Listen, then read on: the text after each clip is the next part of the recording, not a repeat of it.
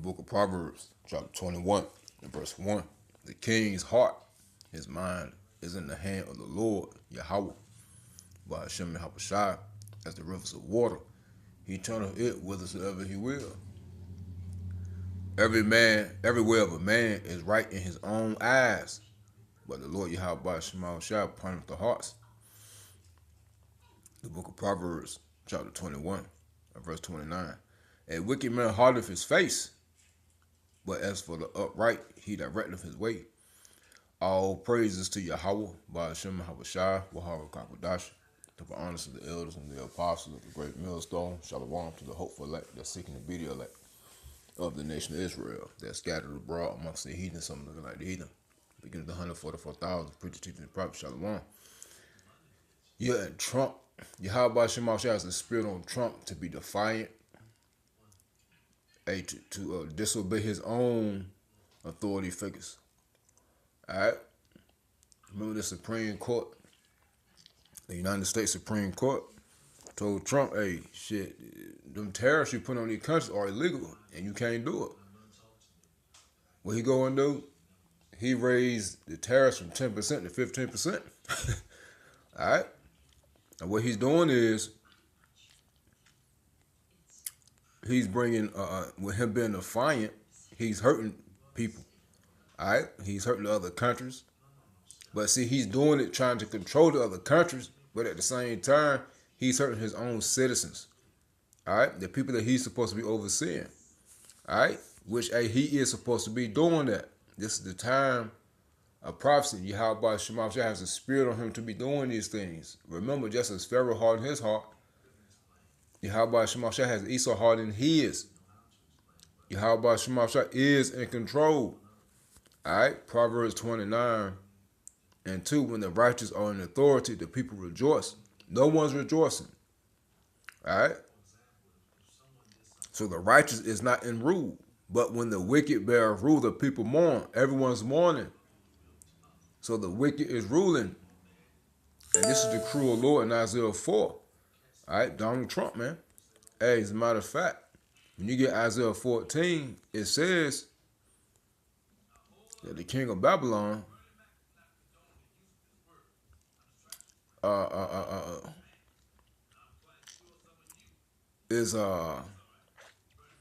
will be ruling the end times, which will be a cruel Lord. Isaiah 14 and 4, it says that thou shalt take up this proverb against the king of Babylon. That's Trump. It says, and say, how has the oppressor ceased to go to city cease? So you see with this prideful, defiant king at the end times, it's prophesied to be in place when this to be in power when Babylon falls. All right, that's Trump. All right, it says the Lord Yahweh Shema has broken the staff of the wicked and the scepter of the rulers. Remember, they're moving quick because they have a short time, and with that short time, things are not working according to plan, and they falling, man. It says he, Esau, these Edomites. Remember, Trump is the face. He who smote the people in wrath with a continual stroke. You see, and this is what we're saying, man. Okay. Hey, he is trying to gain control by putting tariffs on other countries. And he may or may not realize, which I'm sure he does, but he's oppressing the people that he's supposed to be overseeing. Remember, all this stuff is a part of the plan. The phone keeps popping up. Because they have to collapse this system and cause so much chaos and mayhem to have people become more and more reliant on this system so they can bow their knee to this beast system and take the MOTB. So Yahweh Shema has a spirit on Trump, who is the face of, to constantly put hell upon the people, the wrath. He who smote the people in wrath with a continual stroke. You see, remember, hey, people over here in America are constantly being beat. This is the strangest way I've ever. They can't afford anything, man. All right, pockets being beat, they're being broken down. Hey, the black horse. All right, it says, "He that ruled the nations in anger is persecuted and none hindereth." You see, so So you see, man, hey, these are these Edomites are the people that Yahweh Shema Shah is talking about here. Trump is the face. All right. Now when you get Isaiah 19, we're gonna play two videos. All right, we're gonna play two videos. Um, I drew a blank. My fault. Isaiah 19, and one it says the burden of Egypt, meaning the prophecies, the hardships, the judgment of Egypt, meaning Babylon, America. Behold, the Lord Yahweh Shema Shai rideth upon a swift cloud, and shall come into Egypt, America, and the idols of Egypt shall be moved at his presence, and the heart of Egypt shall melt in the midst thereof. Now, let's jump down to verse 11. So, Yahweh Shema Shai had me read that first verse to give some context concerning what it's talking about. All right? It's actually talking about America, spiritual Egypt. Now, when you get to verse 11, it says, surely the Watch princes what lemon and cucumber does to your body. of Zoan are fools, that counsel of the wise counselors of Pharaoh is become brutish, meaning stupid. How say ye unto Pharaoh, I am the son of the wise, the son of ancient kings? Where are they? Where are thy wise men? And let them tell thee now, and let them know what the Lord Yahweh Bashem Hawashah of hosts has proposed upon Egypt. It says the princes of Zoan are become fools, the princes of North are deceived. They have also seduced Egypt, meaning the citizens, even they that are the state of the tribes thereof. The Lord Yahweh Shema has mingled a perverse spirit in the midst thereof, and they have caused Egypt to err in every work thereof, as a drunken man stagger in his vomit. You see? So what these people in authority, these leaderships, the people in government are doing is what? They lost. They don't know what to do. They're becoming more and more defiant, just coming up with stuff on the fly. And it's so bad to the point where they can't guide the people. All right? 1 minute they say this, 1 minute they say that. So if there is no order, the people are lost. People are confused, man. All right? So this is what we're saying, man. These people are lost here in Babylon, man. Beginning with the rulership. All right? Beginning with the rulership. Okay? Hey, like the scripture says, man, in Ecclesiastes, is it 10?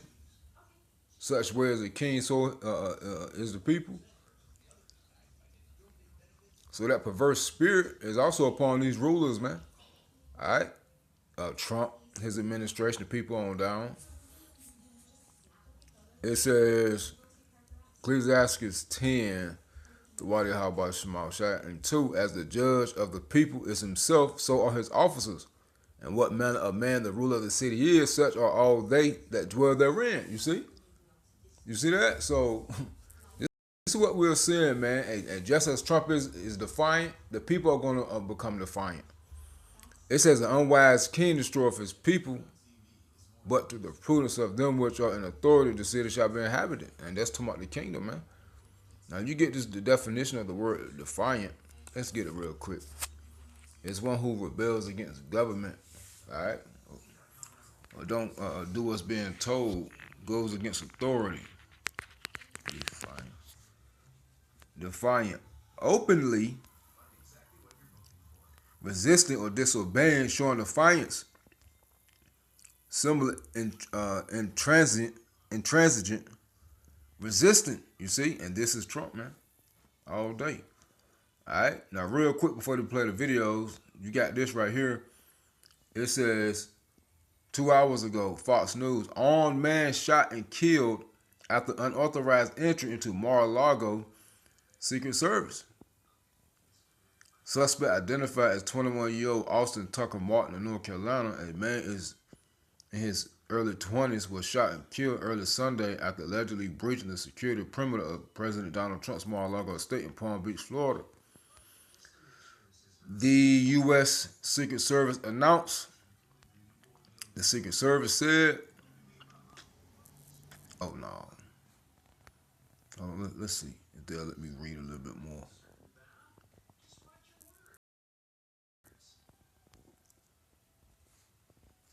don't think they will. Let's see.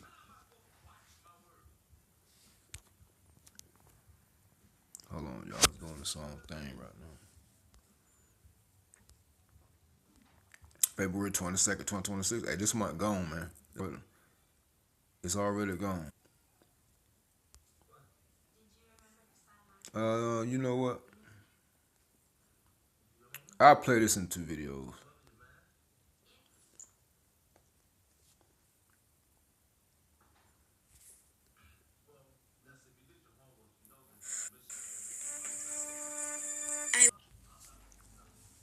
And remember, we're in the time of the people not regarding their kings and princes, meaning what, they're going to attack them and come up against them, man. All right? You know, I wasn't playing. It's too long, man. It's too long. You can look it up. I gave you the headline. I read the basis of what's going on.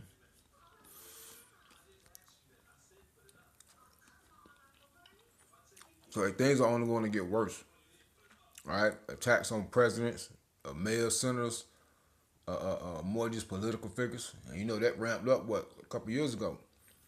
And we can see more and more. All right? Had 2 or 3 so-called attempts on his life already. Let's play these 2 videos, man. Let's see. The North Carolina Department of Public Safety. You see President Trump raises global tariffs to 15%. Office of Victim Compensation Services is here to empower. President Trump announced. Remember, after they said what he was doing was illegal, he said he could place embargoes or licenses on these countries. But hey, when you can hear them say that Trump said, hey, he could find loopholes. All right. And also in that video you have about Shimon Shami put up a couple of days ago, he said if he wanted to destroy the country, he could do that. Well, he's already doing it. All right. Hey, we read it in Isaiah 19. But let's play these 2 videos, man. President Trump announced he is increasing global tariffs to 15%. He originally imposed 10% global tariffs after the Supreme Court ruled his... That means prices are going to go up. All right? That means it's going to hurt your pockets even more. And I said your pockets, mine too. Sweeping tariffs violated federal law. We spoke with Matthew Metzgar, a business professor at UNC Charlotte. He says there could still be chances for businesses and customers to save money in this economy. I think in the very short term, you can see some of the prices fall.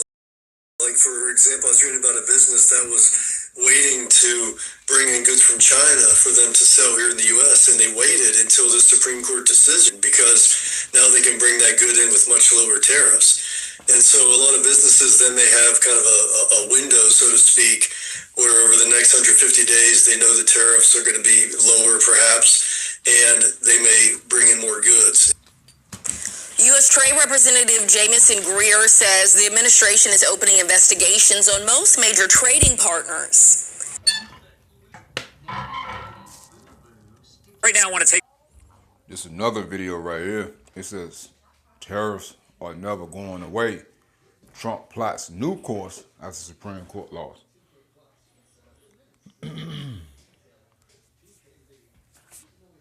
The president also responded to the loss by signing a new executive order imposing a new 10% tariffs on all countries under a different statute. It all adds to the uncertainty for American businesses who've already paid a price for Trump's tariffs. MS Now's Maya Eaglin spoke with the owner of a 5th-generation family business about the impact of the tariffs that were just struck down. Well, it was obviously a huge hit to our gross profit. Very concerning. We were really watching revenue very closely because if our revenue wasn't strong, it was going to be very hard for our business at that level of gross profit. Fortunately, we did have pretty good revenue in 2025, and it just created a lot of uncertainty. If you had to kind of put a range on how much you all spent on these tariffs, do you have that number? Several $100,000. Yeah, well over $500,000. Trump also suggested that the administration doesn't plan to refund businesses who paid for his tariffs because it's not addressed in the court's ruling. According to an estimate by Penn Morton, more than $175 billion in tariff collections could be subject to potential refunds.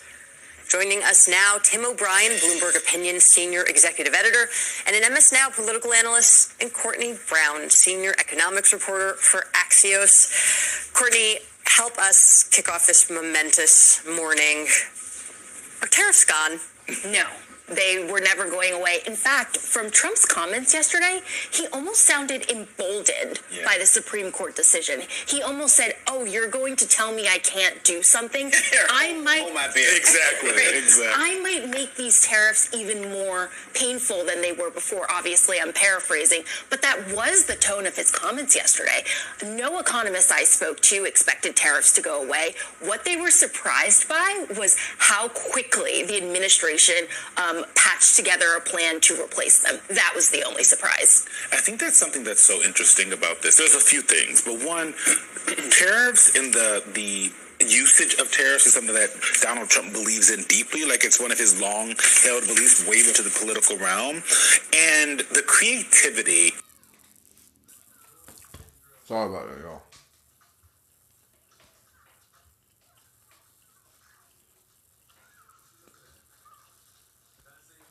way before he got into the political realm, and the creativity in which his team in Trump 2.0 has been able to find these random laws from years past and find these 16 words in this law where there's 2 words but they're separated by 16 words. It's it is a different administration in how they're operating. And Tim, I'm curious, as you look forward, as we see the kinds of ways in which this administration is going to try to circumvent, what the Supreme Court said, what are you most looking out for? Well, I think, Eugene, the key thing here is that what they were trying to say was there was an emergency when emergency didn't exist. And that gave the president unilateral power to impose tariffs on our allies, on small island nations near the Arctic and across the board. It's also what he's tried to do with immigration. It's what he's invoked when he's attacked fishing boats off the coast of Venezuela. The tethering line, everything this administration's doing to give Trump unilateral powers is to declare an emergency. So one of the essential things that Roberts did in his ruling on tariffs was to say an emergency doesn't exist, essentially, and the president can't bend over backwards to invent one. And the dissenters on the court twisted themselves in knots to try to find some reason that Trump is still justified in doing this. And so it's very useful that the court said you can't declare an emergency when none existed. The second piece of this that's interesting of the Trump administration is this could be a face-saving moment for them. A lot of them have seen the problems that tariffs have visited upon average American consumers. It is indeed a tax. And we're going into the midterms with an affordability crisis afoot, and tariffs are part of that problem. And Trump can now say, well, I want to do this, but we're going to back off, and the Supreme Court took this away from me, manufacturing, MAGA workers, and therefore we have to let go of the tariffs. Unfortunately, Trump being Trump continues to do a cell-phone and shoot himself in the foot.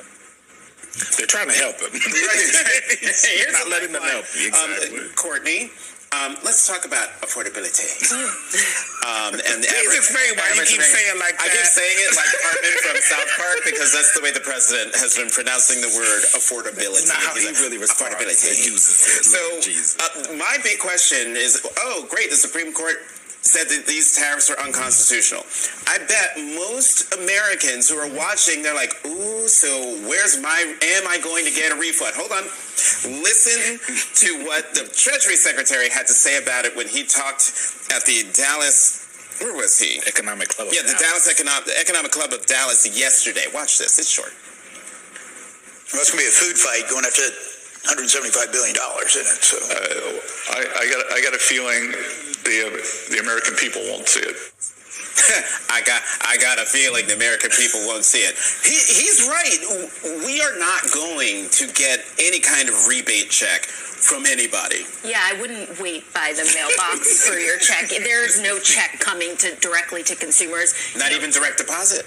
Not even direct deposit. Don't sit refreshing your bank account either. It's not coming. It's actually unclear whether businesses who paid for the tariffs will actually get a refund, and if they do, when they get it. It could be years. Even President Trump admitted that it could be years down the line if they see anything at all. And what businesses then do with the money, especially the ones that said, I'm sorry to our consumers, we're going to have to raise prices because our cost of doing business has gone up tremendously. I'm not sure how they get that money back to the consumers. I think for the sake of ease, that's not something that will happen at all.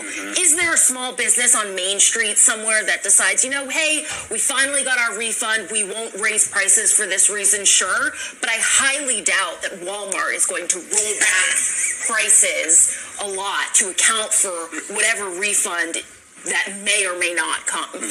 Not to be the armchair tariff expert for a day, but there is a little bit of precedent here, which is the harbor maintenance tax precedent, a 1998 incident that happened when SCOTUS actually turned down an export tax. It was not on this scale, as Courtney, you pointed out before the show, not anywhere close to this scale, but the government set up a system, and it was through the U.S. Court of International Trade overseeing the process. And a company would go through the process, and then they would get a refund through the U.S. Court of International Trade. I mean, it seems like, contrary to what Brett Kavanaugh has described as likely to be a mess, it seems like it could be relatively straightforward. But Tim, is there any incentive for this administration to actually follow through and create some sort of easy-to-follow process here?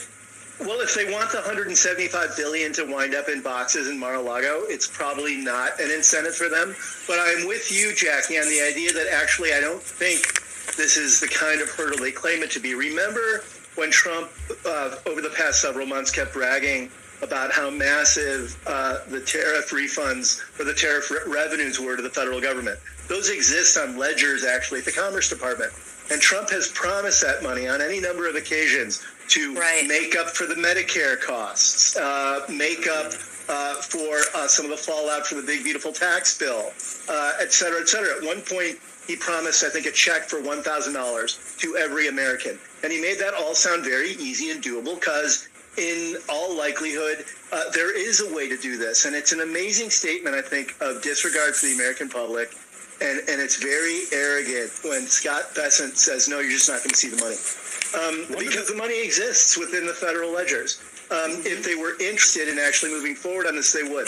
The other thing to highlight is it's not just their decision. Governor J.B. Pritzker of Illinois yesterday sent a blistering letter to the White House calculating how much every resident of Illinois has paid as a result of these tariffs and expected a refund to his constituents in the state of Illinois. And if the government wasn't going to provide it, he said he planned to take action to ensure that it did. So you could have a number of thousands of businesses and lots of states suing the federal government to get that money back. So if the Trump administration doesn't know how they're going to do it now, they better get busy figuring it out. There you have it. Shalom. And as you see, earlier in this same video, they were mocking Trump. Stay pretty for names and how about your mouth, shy. Hey, he ain't gonna take that too well. Stay pretty for names and how about your mouth, shy. Shalom.